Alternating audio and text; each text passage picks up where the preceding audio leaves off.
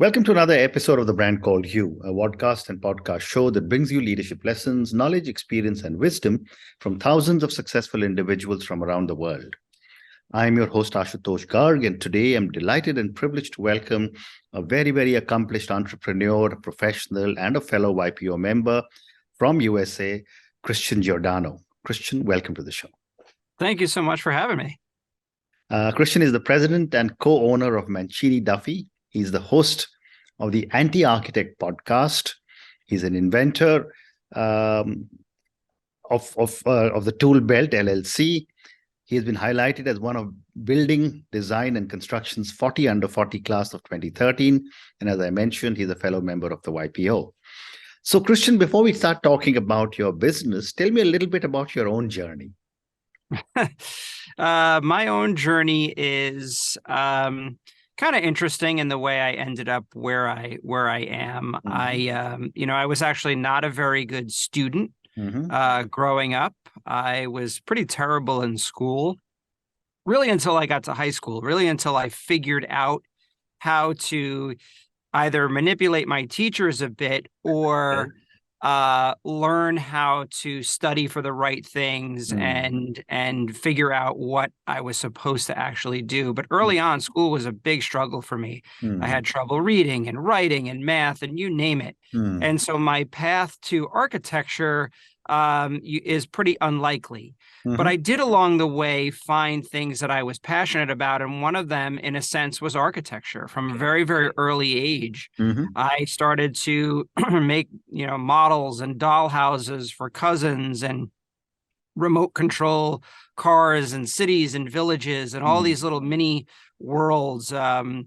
And I really discovered the power of design, and I started to enjoy that. And I knew from very early on that I wanted to be an architect. I didn't know what that meant. I didn't know that ultimately that would mean owning an architecture business. But it led me to the path of having the right attitude when it came to schooling. And so that took me to architecture school at the University of Miami in Florida, which was a wonderful school and actually a very traditional school where we learned hand drafting. Even though the computer was coming of age, we learned hand drafting. And then into graduate school where I studied under some of the most world-renowned architects. And that was kind of my path. If it wasn't for discovering design and architecture and that sort of ability to connect the hand and the mind with making something, I don't know where ultimately I'd be. I don't know really what I would do. It's funny. I don't know what people do at work because I draw at work, right? Yes. And it seems strange to me that people work in finance and they look at spreadsheets or lawyers read documents. That connection from mind to hand to paper, in a sense, is to me work. So it's an interesting career. Fascinating. And as they always say, if your passion becomes your profession, nothing could be better. And you seem to have found that. But Christian, let's talk a little bit now about Mancini Duffy, and I hope I have the pronunciation correct. Yeah. Tell me about this venture. Sure. So Mancini Duffy is actually 5-year-old company, tracing its roots back to the early 1900s. And the Mancini part of it was started by a fellow by the name of Ralph Mancini, who has since passed away. Ralph joined up with another fellow named O'Neill Duffy, and they formed Mancini Duffy. Okay. So O'Neill Duffy had acquired a firm early on, and that's really what gives its roots back, 100 years. But Mancini is known as a New York City institution as far as architecture and design goes. We are known, especially in the Northeast, especially in New York City, as one of the premier architecture and design firms. And so with that, it's given us the ability to really expand our reach. But at Mancini, we do all kinds of architecture, from out of the ground buildings, hotels, office buildings, residential buildings, to corporate interiors. So if there's a headquarters project for if it's, let's say, KPMG or so Peloton, we did their headquarters as something that your listeners may know. We do those kind of headquarters. And then we do, healthcare, some industrial and manufacturing and distribution facilities, which is an interesting market. And some airport work, work at the JFK and some of the large airports around the United States. And we've parlayed that into restaurants nationally and now internationally with some of the largest and most recognizable restaurant groups. So it's a traditional company that known in New York City, but we've been able to spread that around. And my involvement in Mancini came about 10 years ago when I came over from a large international firm called HLW International. I was brought in as the young guy to reimagine this old firm and breathe new life into it. And, through many years and lots of struggle and mistakes along the way, we've been able to do that and grow the firm from around 40 people to over 100 people and, change the breadth and expansion of the work that we do. And so it's been quite a journey. And we're really poised to continue to grow through the next 10 years. We've got a great team that we've developed. Fascinating. And when I was reading about you, got me thinking, and I said, as the modern day John Galt, what has gone into redefining Mancini, and what goes into conceiving and implementing a completely new design for a client? I'm impressed with the John Galt reference. So, I think because I was in our industry, known a little bit on the technology side, known for good design, but also, trying to think out of the box. I was very ahead in my career in the world of 3D modeling and rendering, although right now I'm kind of a dinosaur, compared to some of the people that we have working in our office. I came to Mancini with this idea that we were going to be a very forward-thinking firm, not only from a design point of view or a project point of view or a client point of view or a cultural point of view, but from a technology point of view, that we were going to take this, the profession of architecture that is very traditional. At the end of the day, we do very, very similar, the style of how we work is very similar to how they from 200 years ago, right? It's design, pencil, paper, and somehow into construction, and it all comes together. The invention of the computer and CAD actually didn't change much for architects. It automated very little. It made, drawing, you were basically mimicking hand drawing on the computer.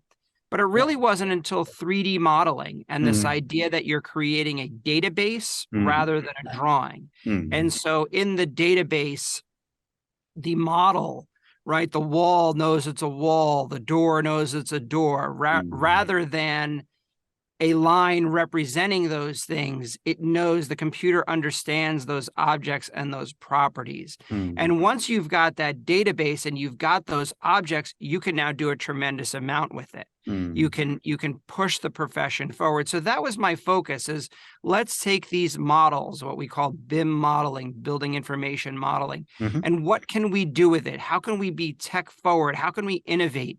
How can we take this stodgy old profession and make it young and tech entrepreneurial?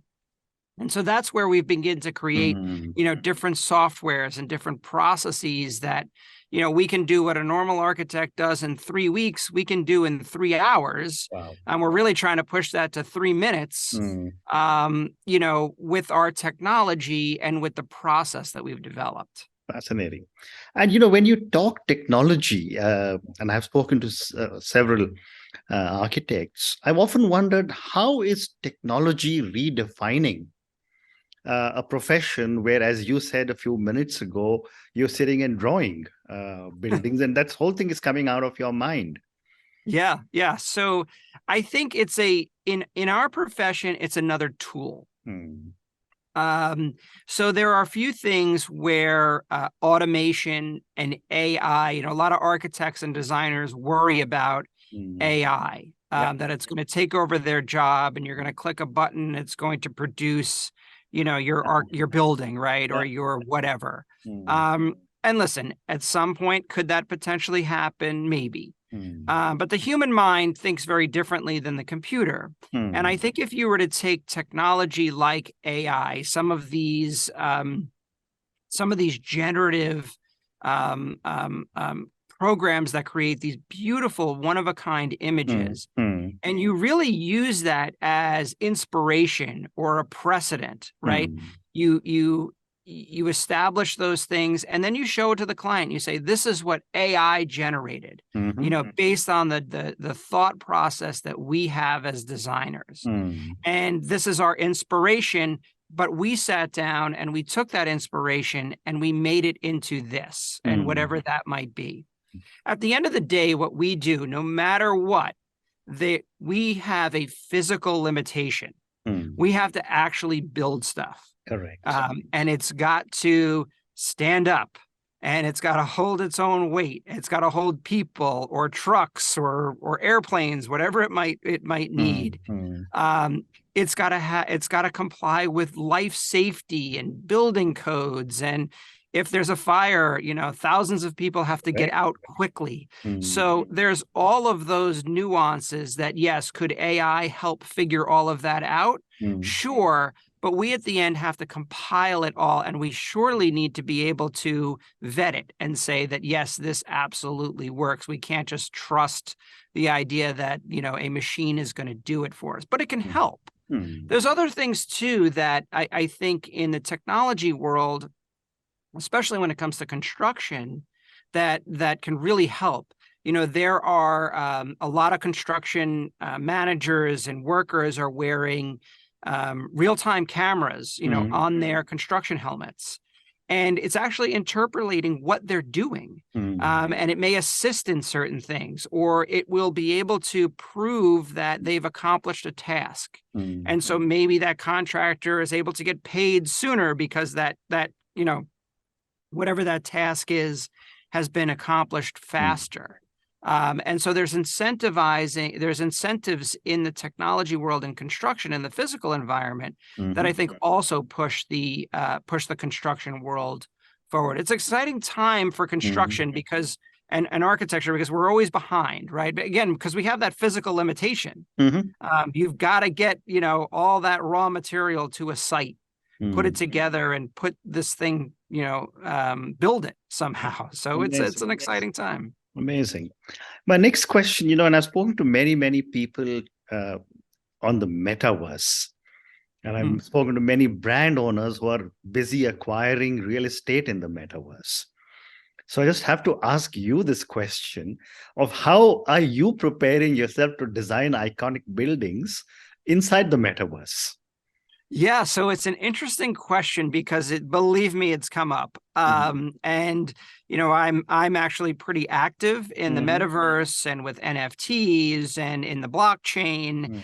And so trying to figure out what that is, right? What is that balance of the, let's call it the metaverse world, right? The unrealized, unbuilt world. And then again, back to the physical world, because architects like to build real physical things. Correct. But that isn't to say that you can't also have whether it's a digital twin in the metaverse or another version or another piece of architecture in the metaverse.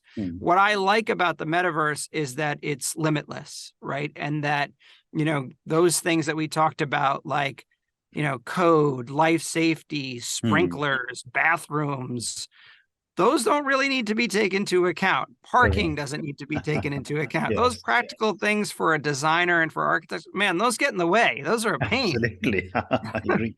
So in the metaverse, you don't need that stuff. So what are the advantages we can take of that? What are the interesting spaces that we can create? I mean, do I really think that everybody at the end of the day is going to put on a set of VR goggles and live in the metaverse and not go to a physical space or not see a a concert or an orchestra performance in a beautifully, premier acoustic venue. No, but will it supplement it? Will it maybe gain some interest? Maybe there's young people that find certain aspects of the metaverse interesting and that inspires them to go on and create now, physical built worlds.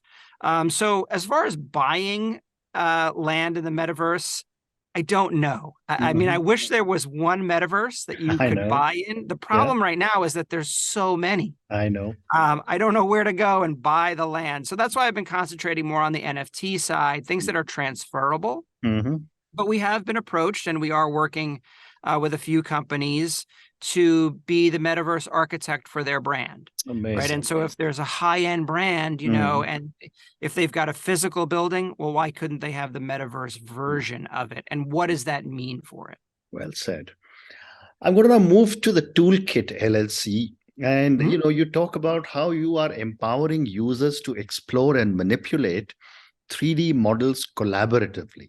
And actually, I thought that maybe using these 3D models in the metaverse, but I'd love to get your response on that. It is very metaverse. Again, but it's hosted on our own platform. So I don't know if you consider it an actual piece of metaverse. But going back to what I said early on, there is the building information modeling. And with that 3D model and that the power behind that, what we've done is we've given our clients or the users of their physical space the ability to jump into their Revit model, their BIM model, the programs that we work in, and experience their physical built environment in a VR environment within seconds of starting the project. So what we've done is we've connected the BIM model directly into a VR rendering engine that we've created. So as a designer is working, the designer, if we take an example of a restaurant, the designer begins to lay out a restaurant, the restaurateur or the chef come into our office, they put on VR goggles, and instantaneously they are in the real version of what we are trying to design from them. So it takes a lot of the guesswork out, and they are able to, in real time, also manipulate that model. They can take the table and chairs and move it. If they want to move the bar or the kitchen, the chef can work the virtual kitchen in real time. And because it's set up in a way that it's backwards and forwards compatible, we're getting real-time feedback. So as I said earlier, instead of it taking 3 weeks to do a design task, it can take 3 hours because we are able to get that real-time feedback. The chef says, no, this the sink needs to be over here, the bar equipment needs to be over here, the burners need to be over here. Well, we move them around and then he tests them out. And then we move them around again, rather than the traditional process of, okay, we heard what you say, give us a week, give us 2 weeks, and we'll come back to you with a bunch of different versions of it, and you tell us how it is. And then we repeat that same cycle over and over again. And before you know it, a month goes by, 2 months go by. And finally, we've gotten to a conclusion where in this, we can kick the tires on these things instantaneously at the same time. It's a connected process. There's no waiting. There's no lag time. And the minute a designer is designing is the second the user can be in that VR experience. And we've adapted it to not be only VR. It can be also, on a call like this, a Zoom call. You don't have to wear the VR goggles. Some people, for whatever reason, don't love VR. But we can do it in a perspective mode right in the computer. And it's a great way, someone can log on and see the progress of their project at 2 o'clock in the morning if they want. It's perfectly acceptable for that. This asynchronous feedback that we've got going is a new world for the architecture. Fascinating. So I'm now going to move to a very unusual hobby that you have, or maybe it's a passion. You are a skilled extreme cake decorator. And I want to understand first, what is the meaning of extreme cake decorator? And did you do this as a hobby, or has it now become much more than that? Yeah. So when as I told you, as a kid, I was good at making models. I built doll houses for cousins, and I was good at that stuff. And when I got to architecture school, I was also good at models. And I think in our architecture school, we had to do a lot of clay models. Now, 20 years goes by since I had made a clay model, and my first daughter was born. And it was right about the time where some of these shows were on TV. I forget the name of the Cake Boss and some of these shows, right? And they were making these large, interesting cakes. And I said to my wife, I could definitely do that. I'm going to make my daughter's first birthday cake. And she said, you've never baked before in your life. How are you going to do this? And I said, well, I'm going to leave the actual baking of the cake part up to you, but I'm going to do the decorating. So my wife would always bake the cakes until she eventually told me she had enough of that. And I had to learn how to bake my own cakes. Because I would be I would be demanding, this cake isn't right. I need a bigger cake. I need a smaller cake. This is too squishy. I need So I finally found a recipe that worked. And I don't think my cakes taste very good, but they look really good. Fabulous. And so it just became a thing where I would make them for my kids and my brother's kids and then friends' kids. And, the bigger, the more ambitious, I would love taking them on, although they are so time consuming. Owning a business, doing a podcast, and making cakes there's not enough time in the day and night to do it. But it's always been a fun hobby, and every now and then I will still do it. To me, it's always the kids love it. And, I always thought with the parents would always say, really, you made that? That can't be. You didn't really make that. I said, no, actually I did. I haven't slept in 4 days, but I made it. Just as an aside, I'm sure you'd be a fabulous resource to many chapters of YPO on cake designing. That's for sure. And you'd be a big hit. So separately, I may reach out to ask you for that. But moving on, Christian, I want to talk to you about your podcast.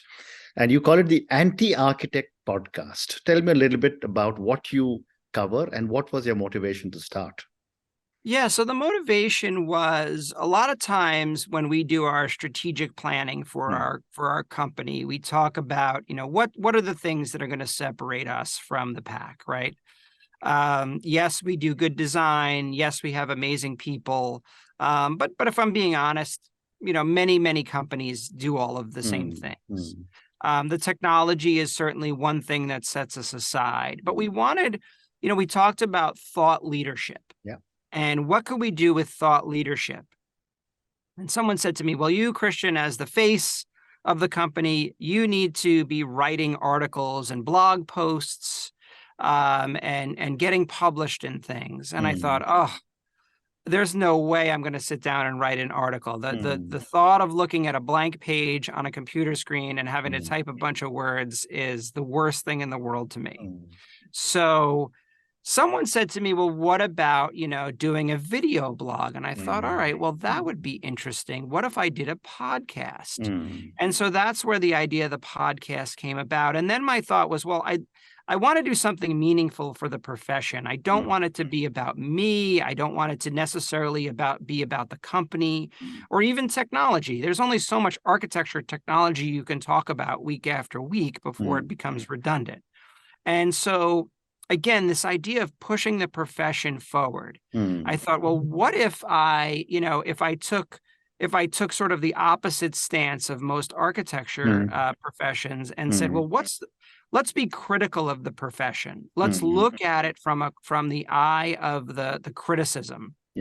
Not in a bad way, but in a way where maybe other architects or those listening to it that work with architects can learn kind of how we think. And so it became a dialogue with various guests of what do architects do well? What do we not do well? How do we work with our construction partners well? Or how do we sometimes come at it with a very adversarial relationship? When we have consultants or engineers, how do we work with them? On the client side, what do the clients see? What are the positives? What are the negatives? So through shared experiences and, and this dialogue, an open and honest dialogue, it's become, a nice discussion with various guests that I think has some value for the profession. I get a lot of great feedback on, I listened to that. I had never heard an engineer say that this is how they perceive architects, or Mm. in our world, we have separate project managers. The project managers say, we don't go about projects right. We all come at it, with our own silos. And really what we need to do is work together as a group. And we discussed a lot about how that worked, or just amazing guests that have Correct. accomplished a tremendous amount in our profession and how they got from point A to point B. It's become a great discussion along the way. Architects get access to a lot of let's call it very high up and high profile people. I've worked with the president of tremendous organizations, some of the largest companies in the entire world, people, the CEOs that you only see on television.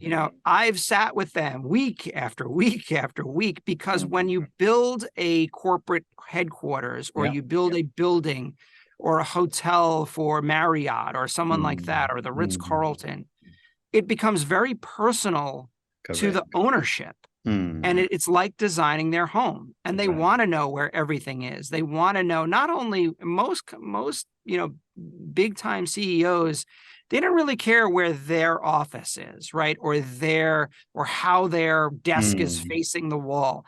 They care about their company. How is this going to benefit my company? How is the space that I'm creating going to excite people to work for us, or work for this company, or do better work, or maybe improve the bottom line, or maybe improve, the health of the people that they're trying to help, or if it's a Disney company, right? How is it, yes, improving the bottom line, but how are we improving the experience of our customers?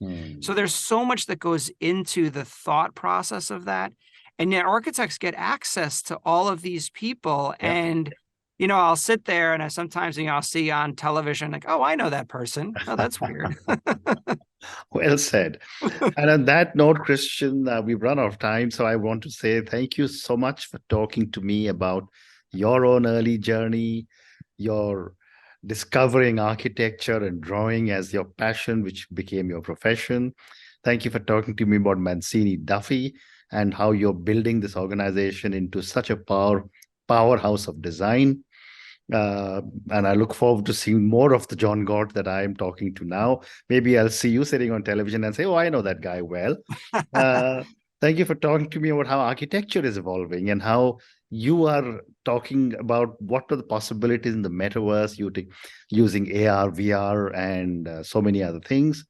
Thank you also for talking to me about your passion for cake designing. I mean, I must say that is a first for me, and I'm so delighted that you shared why you want to do the design, why you got into cake designing.